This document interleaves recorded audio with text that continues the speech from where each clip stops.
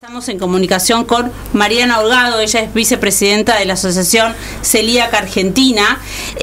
Hola Mariana, ¿estás ahí? Hola, sí, gracias. ¿Cómo estás? Por el espacio. Bien, bien. Bueno, estábamos acá, tenemos una mesa hablando de las empresas B y de el camino para que las compañías se sumen, ¿no?, a una manera de hacer negocios teniendo como foco a las personas y al medio ambiente y en todas las que tienen que ver con la alimentación y las personas y la gente que sufre celiaquía o tiene esta condición.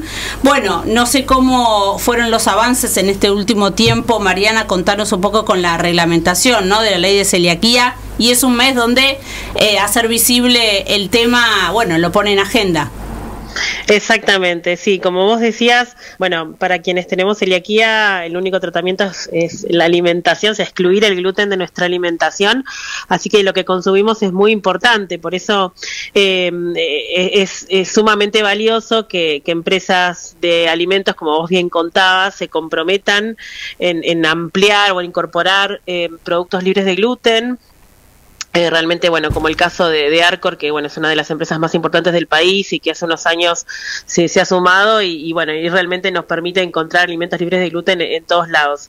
Y bueno, la verdad que como decían ustedes hace un ratito, hace muchos años que se viene trabajando en celiaquía en nuestro país. De hecho, la asociación está cumpliendo 46 años, pero bueno, con estos avances, bueno, estas empresas que se han comprometido como Arcor, también la presencia del Estado en lo que tiene que ver con normativas y leyes, bueno, ha implicado que hoy en Argentina sea más fácil ser celíaco o celíaca, digamos, si lo comparamos hace 10 o 15 años atrás. Realmente, incluso comparado con otros países, hoy en Argentina es un poquito más fácil, hay mayor disponibilidad de alimentos, tenemos una legislación, como ustedes contaban, que se reglamentó, algunos artículos que faltaban se reglamentaron hace poquito, tenemos bastante conocimiento en general en la población, hoy todas las personas en mayor o menor medida, con más o menos información, pero saben de qué se trata la celiaquía. Tenemos hospitales donde poder hacerse los estudios para saber si una persona es celíaca o no. La verdad que si bien faltan trabajar muchas cuestiones, pero bueno, en Argentina es un poquito más fácil convivir con la celiaquía que en otros países, sobre todo de la región. Claro. Mariana, te saluda Evangelina Imitian, ¿cómo estás? Hola. Bien. Bueno, ¿sabes qué? Quería preguntarte, porque vos contabas, siempre hay una historia personal atravesando, ¿no? Cuando uno ve un presidente de una asociación que lucha, siempre hay o un hijo, un padre, uno en primera persona.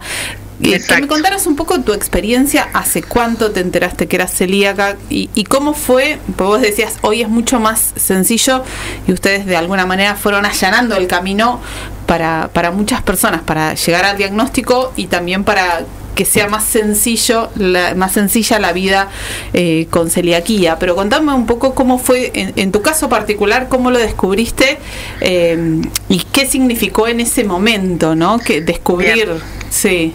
Bien, bueno, mi diagnóstico llega en realidad por el diagnóstico de mi mamá. Sí. La celiaquía es una condición genética. Bueno, mi mamá estaba con muchos síntomas, incluso pensábamos que tenía alguna enfermedad tipo oncológica, claro, porque realmente se había deteriorado mucho su salud, había bajado mucho de peso, se le caía el pelo, estaba con una anemia muy fuerte, y bueno, consultando varios médicos, de hecho fue una odisea de varios años, que llegó a una endocrinóloga que le sugirió que podía llegar a ser celíaca después de haber hecho muchas consultas, y bueno, su diagnóstico se confirmó, fue el cambio de vida fue inmediato, claro, una vez que comenzó con la dieta, que eso es lo que tiene, ¿no? Por eso es muy importante el diagnóstico temprano. Y bueno, como esto es una condición genética, tengo 2 hermanas más, así que dijo, bueno, mi mamá dijo, enseguida las 3 se van a hacer los estudios, porque bueno, mi mamá de joven perdí un embarazo a los 8 meses porque el bebé estaba desnutrido y es muy probable que haya sido por la celiaquía, porque justamente mi mamá no había sido diagnosticada a tiempo y no absorbía correctamente los nutrientes de los alimentos, y bueno, por eso muchas veces también se producen los abortos, ¿no? Porque el bebé no se nutre como corresponde. Entonces dijo, bueno, ninguna quiero que pase por lo que pasé yo, así que nos hicimos las 3 los estudios, y bueno, en principio estaba reconfirmado en mi caso, que yo tenía síntomas de chiquita, había tenido intolerancia a la lactosa, bajo peso, pero bueno, no me habían diagnosticado no me habían estudiado por celiaquía en ese momento, a pesar de también ir a ver varios gastroenterólogos. Crecía bien, entonces no había otro antecedente en la familia, entonces bueno, eso por ahí generaba algunas dudas, pero bueno, mi diagnóstico en realidad surgió a través del de mi mamá. Claro. Y bueno, de ahí también que... ¿Cuántos años tenías cuando llegaste al diagnóstico? Y yo tenía 18, así que plena adolescencia. Y fue muy complicado. O sea, para mi mamá fue un alivio ese diagnóstico. ¿Tus hermanas también tenían el mismo diagnóstico? ¿Cómo? ¿Tus hermanas también tuvieron el mismo diagnóstico? Mis hermanas en realidad son sensibles al gluten. Mirá. Porque se hicieron la biopsia también las dos, le dio que las vellosidades del intestino, que son las que se dañan cuando ingerimos gluten, estaban conservadas, pero si consumen gluten realmente les hace muy mal, así que bueno, ambas hacen la dieta libre de gluten como si fueran celíacas. Claro. Que bueno, quizás por ahí en algún momento se despierte, pero bueno, hacen la dieta, así que bueno, como si fueran celíacas también. Sobre eso, Mariana, creo que cada vez hay más gente, ¿no?, que hace una dieta libre de gluten sin ser celíaco, sin tener el diagnóstico confirmado, o bueno, sin serlo también. Y de hecho hay, ¿no?, como alguna especie de debate también sobre el tema. Te quería preguntar, ¿qué opinás vos? Porque hay muchos médicos que dicen, bueno, ahora como que mucha gente que está predispuesta incluso a la celiaquía por esta moda, por decirlo, ponerlo entre comillas, de comer sin gluten. ¿Vos crees que de alguna manera esto, no sé, es como un avance en que se difunda más la situación, que no interfiere en nada en la moda con el diagnóstico? En realidad, sí, digamos, es una ventaja en el caso de que por ahí las empresas que producen alimentos lo ven como un mercado más atractivo, claro, que haya más consumidores, entonces, bueno, hace que crezca la oferta. Claro. Pero no es aconsejable que una persona que no tenga el diagnóstico confirmado comience a hacer una dieta libre de gluten. Sí es real que el gluten es una proteína que a veces es difícil de digerir, digamos, hay gente que no es celíaca y consume por ahí, no sé, harinas y se siente distensión abdominal o que no le cae muy bien, porque bueno, el gluten es una proteína que tiene alto valor tecnológico para la industria, pero es difícil de digerir. Entonces, bueno, hay que tratar de no confundir y si tenemos alguna duda, descartar la celiaquía, o también tener presente que está esta cuestión de la sensibilidad al gluten, claro, que son personas que no llegan a ser celíacas, porque no tienen daño no se dañan las vellosidades del intestino, pero sí, digamos, el gluten les hace mal, como en el caso de mis hermanas, pero bueno, ese diagnóstico de sensibilidad se hace excluyendo el diagnóstico de la celiaquía. O sea, primero hay que descartar que no sea celiaquía y después, bueno, ahí el médico decidirá que tiene que hacer una dieta libre de gluten porque esa persona es sensible al gluten. Es importante no autodiagnosticarse, claro, digamos, porque podemos retrasar incluso el diagnóstico. Bueno, es importante confirmar el diagnóstico o descartar el diagnóstico de la celiaquía. Claro, claro. Y socialmente, ¿cómo en tu entorno se vive? Bueno, en tu caso era como toda una familia, digamos, que había que cambiar la dieta, pero en muchos casos pasa que y lo comentábamos programas pasados, ¿no?, donde aparece esta variedad a la hora de la mesa.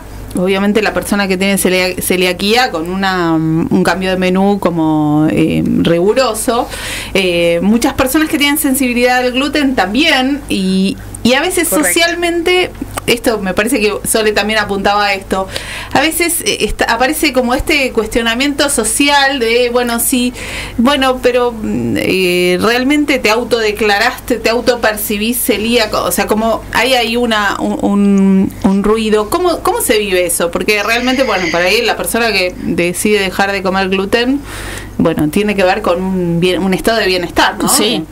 Claro. Sí, la verdad que la celiaquía, bueno, no es simplemente hacer una dieta libre de gluten. Obviamente cuando confirmamos el diagnóstico tenemos que excluir el gluten de nuestra alimentación, pero bueno, después está todo este desafío social que ustedes comentaban, que implica y que, bueno, al que debemos prepararnos cuando recibimos el diagnóstico, porque bueno, la comida sabemos que tiene muchas veces un rol social, es muy importante, al menos en la mesa de los argentinos, entonces, bueno, no implica solo excluir el gluten, o sea, hay que tener en cuenta la manipulación, la famosa contaminación cruzada, que bueno, a veces si convivimos con otras personas que no son celíacas, justamente, bueno, hay que tener ciertos cuidados para que esos alimentos no se contaminen, ¿no? Claro, y es difícil también eso, hablando de intolerancia precisamente, te miran o te miraban con cara como diciendo, uy, otra vez vos, claro, con este tema de que no puedo ni siquiera... Hay esa Creo cosa, que hay un aprendizaje social. Sí, seguro no, pero pregunto si sigue siendo, porque antes, incluso cuando ibas a comer afuera, te miraban con mala cara. Cuando yo salía con la mesa diciendo, uy, viste, te traían cualquier cosa que tenía. Sí, pero decían que no. Exacto. Sí, bueno, como decían, hay un aprendizaje, hemos aprendido, yo creo que como sociedad, y ya hoy no nos miran como extraterrestres como pasaba hace 10 o 15 años. Claro. La verdad que hoy, por suerte, hay cada vez más conciencia en el entorno familiar. A veces, bueno, puede pasar que algún familiar no entienda y bueno, y nos traten por ahí de quisquillosos, pero bueno, hay que entender que está nuestra salud en juego. Totalmente. A mí me ha pasado que bueno, no sé, ir de viaje, de vacaciones y bueno, y consumir algo que estaba contaminado y que se me compliquen, no sé, 2 días de mis vacaciones, porque por el malestar que me genera. No es una cuestión de capricho o me ha pasado no encontrar nada seguro en el aeropuerto y que me ofrezcan una ensalada que tenía un aderezo que no era libre de gluten y subirme a un avión con malestar, por ejemplo. Claro. Y pasar 9, 10 horas arriba de un avión con un malestar terrible. Entonces, bueno, es complicado, por eso es muy importante el acompañamiento del entorno, eso es fundamental para quienes tenemos celiaquía, sentirnos acompañados. Bueno, capacitar también al sector gastronómico. Junto con Arcor, por ejemplo, hemos elaborado una guía de recomendaciones para quienes quieren invitarnos a compartir algo sin TAC, como para, bueno, facilitarle las cosas, porque por ahí suena un poco complejo esto de la contaminación cruzada, pero bueno, con unos pequeños tips y herramientas podemos tranquilamente compartir el hogar con otra persona que no es celíaca, porque, a ver, a veces se plantea esta situación de que obviamente no podemos tener 2 cocinas, no podemos tener obviamente 2 hornos, no podemos tener 2 alacenas, entonces... Pero se puede. Sí, total. Sí, esta guía está muy buena, los oyentes. De la web Moni, acá por ejemplo, Arcor o de la asociación está muy buena. Moni, acá en nuestro WhatsApp, el 11 51 52 1047, dice, yo soy celíaca desde chiquita, desde siempre en ningún restaurante, café o bar hay productos para celíacos. Ahora la consulta, dice ella, no hay una ley que obligue a tener productos, ¿sí? Productos a los restaurantes y bares para celíacos y también para diabéticos, porque tengo diabéticos en la familia, dice Moni, y bien, suele pasar que no se encuentra con esta situación. Claro. De que haya. Bien. Bueno, si quieren les cuento cuál es la situación actual respecto a la ley. Bueno, tenemos una ley que obliga al sector gastronómico a ofrecer opciones libres de gluten. Esa ley se reglamentó el año pasado, exactamente a fines de abril del año pasado, y se dio un plazo de adecuación para los establecimientos gastronómicos porque es muy complejo el tema de, a ver, la situación ideal es que en todos los establecimientos gastronómicos tengamos opciones libres de gluten, tal como lo dice la ley, pero después, bajarlo a la realidad, a la práctica, es bastante complejo porque en el sector gastronómico hay mucha rotación.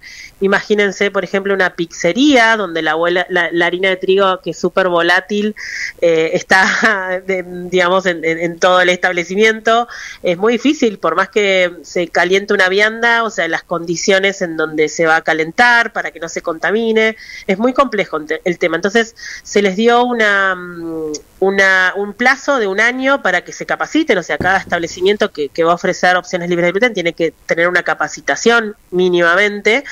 Entonces, bueno, justo estamos cumpliendo estos días ese plazo del año, que bueno, esto como todo va a llevar su tiempo, pero bueno, ya en un tiempito más vamos a estar en condiciones de poder exigir en cada establecimiento una opción libre de gluten, que sea algún producto que nos puedan ofrecer. O sea, es cuestión de tiempo, porque bueno, es un tema bastante complejo, pero ya está la norma, digamos, que regula esto. Muy bien, Mariana, te agradecemos muchísimo la comunicación con nosotros. Estamos en el mes de la celiaquía, es así. Bueno, muchas gracias. Exacto. Gracias. Mariana, gracias a ustedes por el espacio, porque es muy importante la difusión.